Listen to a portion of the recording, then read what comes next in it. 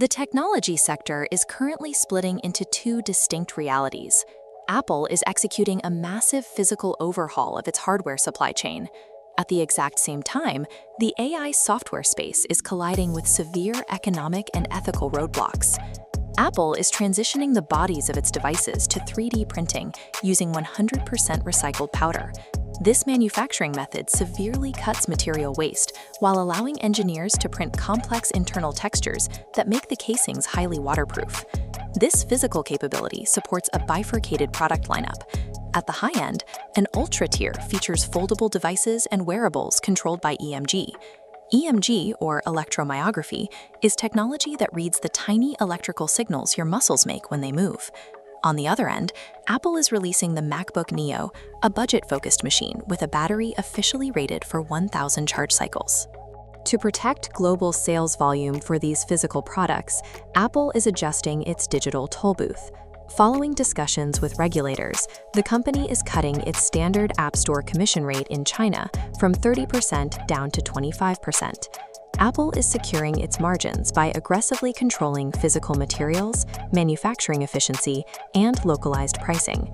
The consumer AI market, by contrast, lacks this physical grounding and is struggling to prove its financial viability. This comparative bar chart shows the subscriber drop-off rate across the mobile software industry. AI applications are losing annual subscribers 30% faster than standard applications. This metric is known as churn, the industry term for the rate at which paying customers cancel their subscriptions. When the chart's timeline extends to a full year, the retention problem becomes stark. Regular apps hold on to over 30% of their subscribers. The retention rate for AI apps drops to exactly 21%. People are testing the technology and quickly deciding it does not solve a recurring daily problem. A practical coding test highlights the utility gap driving those cancellations. When asked to build a complex 3D solar system simulator from a single prompt, ChatGPT generated completely unusable code. The free version of Anthropic's Claude successfully delivered a finished, functional product. While AI struggles to retain direct subscribers, it is successfully extracting data from the rest of the web. This line graph visualizes web traffic from major tech publishers following the launch of Google's AI overviews. The traffic line forms a sheer cliff, bottoming out at a 97% loss for sites like Digital Trends. The labor threat is similarly targeted. This demographic data visualization compares job displacement risks based on a recent report from the ILO. The ILO, or International Labor Organization, is a United Nations agency that sets international labor standards.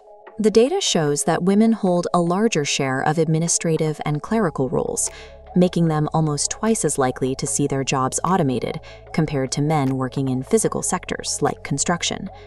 The current economic outputs of generative AI are highly asymmetric.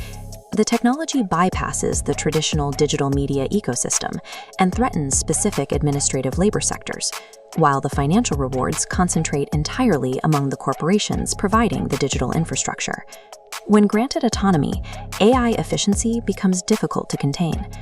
In China, a fully autonomous digital hospital run by 14 AI doctors and 4 AI nurses processed 10,000 patient cases in a matter of days. Concurrently, researchers at Alibaba discovered their AI model had autonomously set up a secure connection to mine cryptocurrency on their network without any human instruction.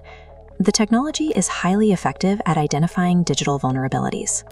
Anthropic deployed an AI model against the Firefox browser and found 22 critical security flaws in 2 weeks. Microsoft tracking shows hackers are actively using these exact same analytical capabilities to write malware and generate highly convincing phishing profiles.